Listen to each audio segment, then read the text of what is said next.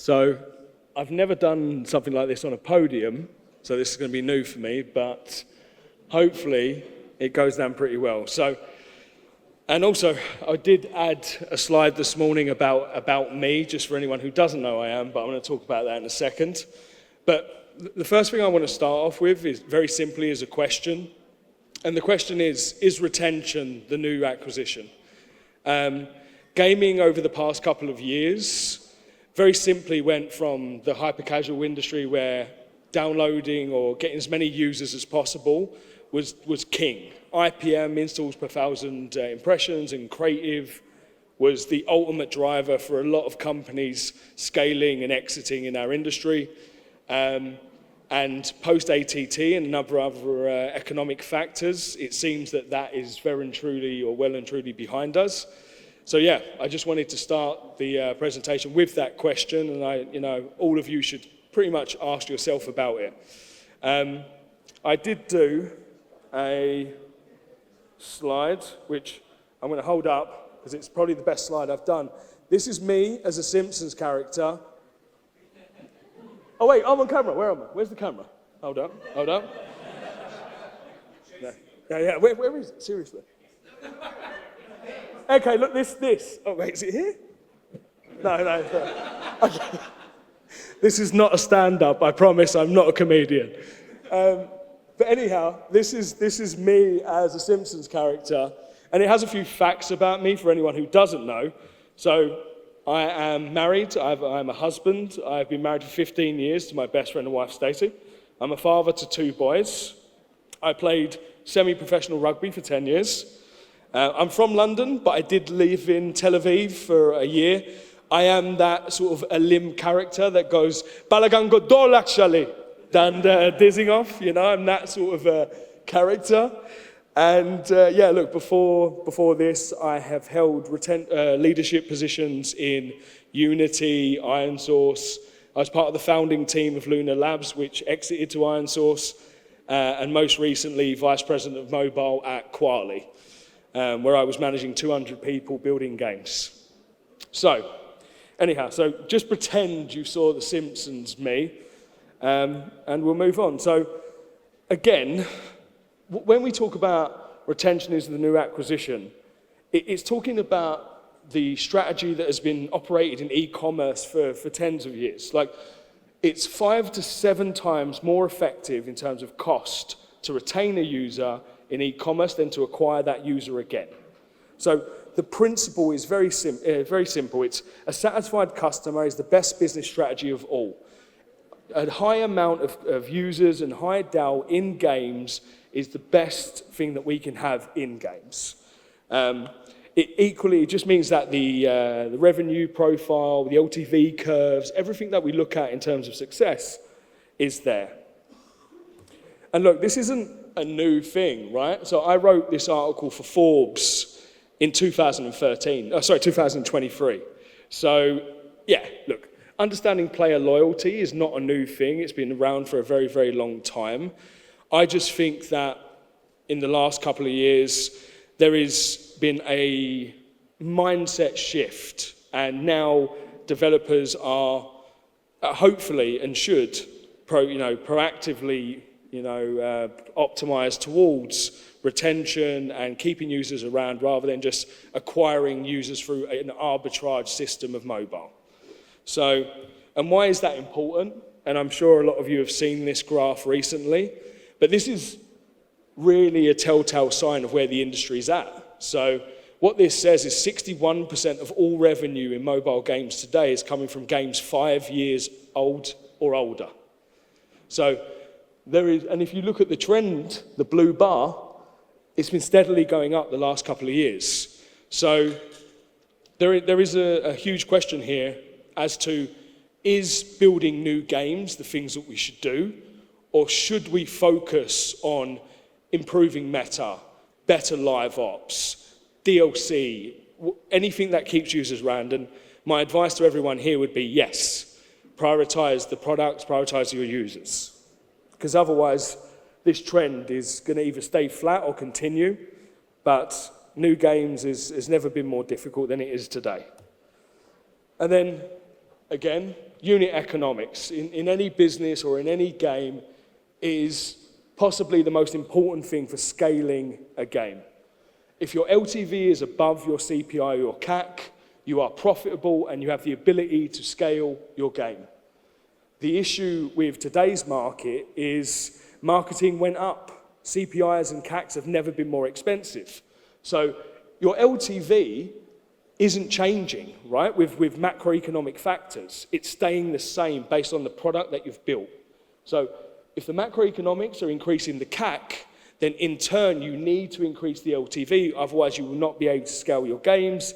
And this is why, again, we're seeing this trend. So, again, my advice, adding features and strategies to keep your users around is the number one goal for me in any of the companies I'm an investor or working with. And look, again, something else that you might have heard a lot about recently is the attention economy. So the attention economy, very simply, is you have users who have a certain amount of time per day that they spend on their phone, right? And that time equals money.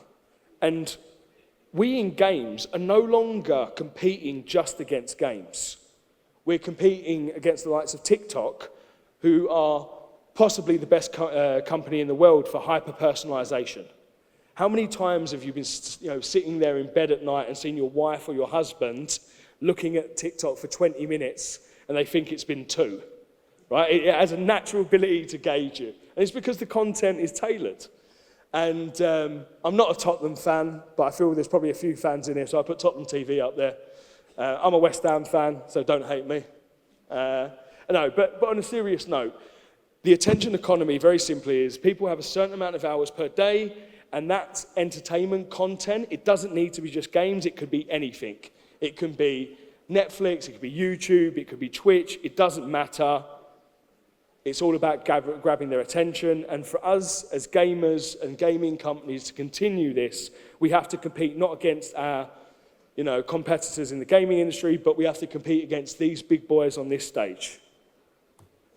So, if we look again at the macro, so obviously in the build-up until last year or the year before, we saw this 5% CAGR, compound annual growth rate. And what we are predicting over the next 5 years is that CAGR to slow. And again, a major contributor to this is the fact that other industries are getting better at grabbing people's attention than we are. And this is why I think games need to, again, double down on live ops and hyper-personalization if we are going to keep users around and improve this CAGR. Look, we're a mature industry now. 3.5% is not terrible, but equally, I think all of us in this room want to see that back up to double points. And then equally, if we look at the VC landscape, right, there's a correlation between this and this. And if we go back to 2021, we were seeing over 10 billion investment in games. And equally, not only were we seeing investment in pre-seed, seed, and Series A, like we were seeing investment across the board, essentially. Now, as of last year, we saw about 1.9 billion. So we're at 20% of the investment in games last year compared to 5 years ago. Yes, there's been a lot of, again, economics drivers because of that, macro effects, but ultimately we're seeing 20% less money, and that's why so many people in this room today are fighting to get investment, and it's so much more difficult. Publishers, like when I was at Quali, we're now looking for validated metrics. It's no longer about having like 40% day one in mobile, it's about having 10% at day 30. And for you to actually build a validated product with enough content to get you to day 30 with that sort of percentage is crazy. It will cost hundreds of thousands or millions of dollars. And the fact that, again, we're not seeing any growth will make that a lot harder. But good news, and I am a positive person, I assure you, we did see a plus 35% in deal flow, Q over Q.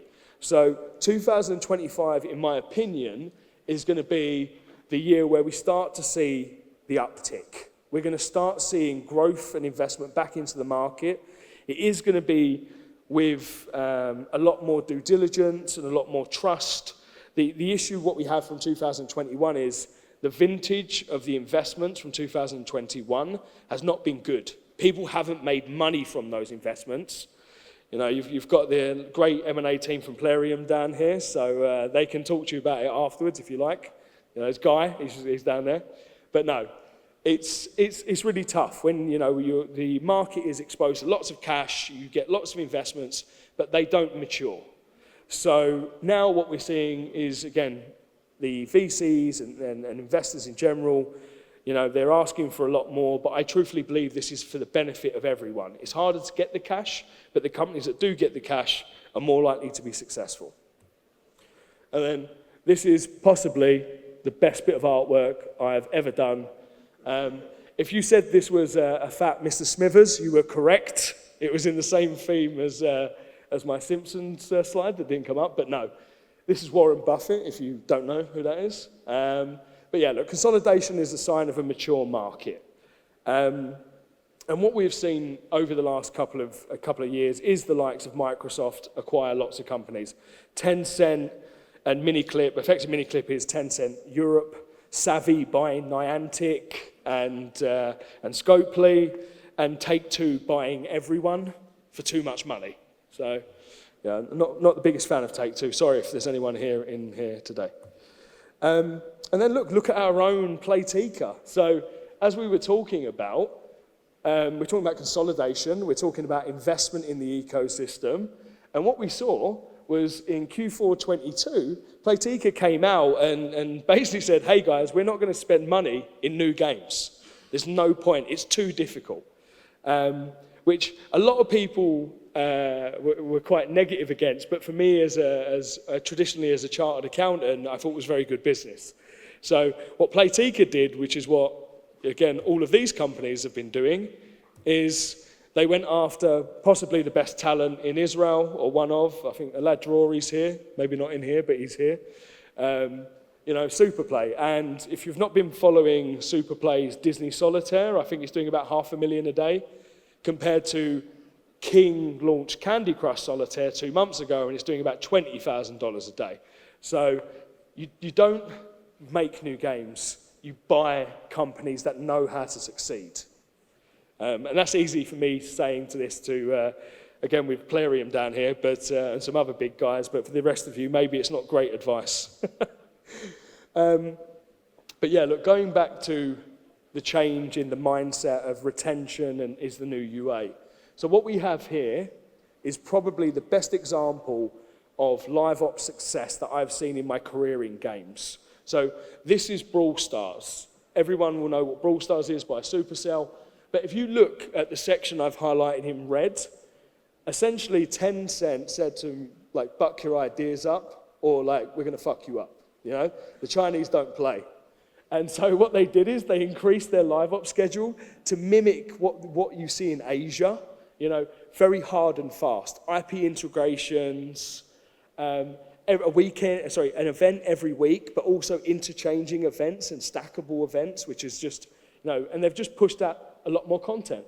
And they've gone from an all-time peak in 2020 of, 60 million to, you know, an all-time peak of 80 million in 2024 after hitting a low of 10 million a month. So they've gone from making 120 million a year, right, to nearly $1 billion a year through live ops and focusing on the user and retention. And look, for me, content ultimately is king. It doesn't matter if it's PC, console, or mobile. So, yeah, look, all of these things should be relatively understandable, and you should be doing all the things. If not, I suggest you really do them. But, you know, hyper casual, we had no metagame. Now metagame is, you know, the bog standard of what we do. Live operations, again, if you're not doing live ops and you're not challenging the user with personalized content, offers, new events, IP integrations, in-game events, all of this stuff, you're not going to succeed on the big stage against the big boys. And yeah, and then obviously season passes are relatively easy to understand. And just remember, guys, again, coming from the economic side of things, and this is a very true statement, it's more sessions, more money. And yeah, the more time you get of a user's attention, the more opportunities you have to do in-app purchases, more opportunities to show ads, more opportunities to retain that user and build out an affinity with the game and build a bond between the studio and the user themselves. And then, look, it's not all about just enriching content. It's also about doing smart user acquisition. And ultimately, one of the reasons why the CPI has gone up is because you're going after better users and higher LTVs. And, you know, again, the likes of us in mobile have seen a transition from CPI-focused campaigns and optimizing down. And what I mean by optimizing down is making the creative as viral or sticky as possible and not worrying about the user, right? Like, what we should be doing is looking at marketing assets and saying, what creative is bringing the most value to me as a business? Is that, like, if I have a creative that is a $1 CPI, but it's making 50 cents LTV and I'm losing, it doesn't make sense if it's scalable. What matters is, like, if I can get a $5 LTV with a $3 creative and I make $2 profit, that is really what matters. And that is the mindset and the focus and ultimately what I'm trying to get at here today. But again, instead of just focusing on, you know, standard CPI campaigns, ROAS optimized campaigns are very standard now. There's been a huge amount of rewarded UA. And, you know, like Gabby down here from Protégé, so if you want to speak about rewarded, you know, you can speak to her. Community, again, building out Discord, having localized fan events, all of this stuff is super important. You know, Pokemon have done a great job with this with Pokemon Go. Influencers, micro-influencers, anyone who has an audience over a couple of thousand people, we can now drive money and authenticity to your game. So highly important. UGC, you know, TikTok creators, all of this stuff is, you know, can really make the difference. We once did a campaign in Mexico at Quali, and we got like 20,000, actual purchases for a PCC game off the back of just a random guy doing a UGC campaign for us. And then there's a lot of alternative stores and channels, Epic, etc., all come into play now. And then, yeah, look, one of the other big ones, obviously, is the new D2C landscape. So, as of last week, there was a huge court case in America where Tim Sweeney, the GOAT himself, won against Apple. He did the impossible. He beat the behemoth. And which I'm very happy about, because I believe, you know, Apple taking 30% or Google taking 30% is bullshit. Like 10 years ago when we had discoverability in the app stores, it made sense. But now there is no discoverability in the App Store. You're just paying 30% because they own the ecosystem and the sandbox. But now, you know, that is changing. And we've also got my good friend Jasmine Cohen from Stash down here. So if anyone wants to talk about D2C, they are the #1 products in the market, in my opinion. So please go talk to them. And look, I'm actually on time for once, which is great. So yeah, look, this is a kind of passing sentiment and quote. I took a minute to write it, so I'm going to read it anyway. But look, in the wild world of gaming, right, which we all call home, you know, chasing a horde of low-quality players is like filling a leaky bucket. Sure, it looks great for a second, but you look away and it's all on the floor. Focus on retention and quality instead. It's not just about catching players through better UA. It's about keeping them around with even better experiences and product. And again, I asked you to, ask the question, is retention the new acquisition? In my opinion, yes, it has been for a long time. We got blindsided by hyper-casual and a focus on markability, virality, and not building the best experiences. I really urge you to continue to do that at your studios. And if anyone knows where that is actually me at a protest in Tel Aviv, but yeah. So yeah, feel free to add me on LinkedIn. I'm a very chatty guy. Please come say hello. I hope this was interesting. And we have 5 minutes for questions if anyone has anything to ask. Guy with the beard, I like you. You've got a similar style.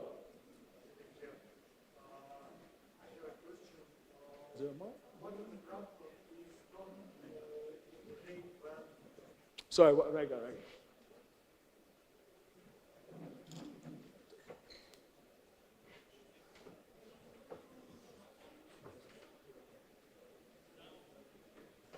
Is it on? Yeah. We'll be back with you in a second, people, I promise. Typical Middle East style, it's not working. Hello.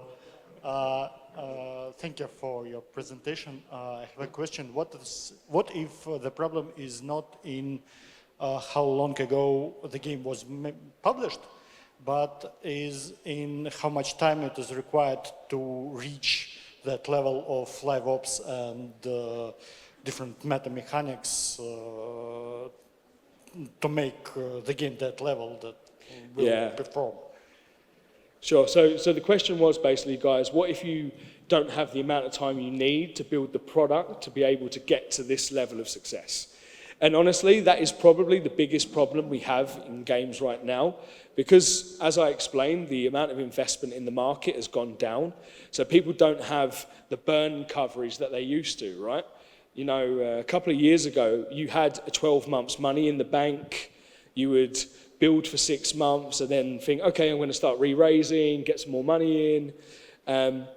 But again, the times have changed and you have to be more diligent. There's a lot of benefits of utilizing AI in the production, right? There's lots of ways to save money or efficiencies through automation.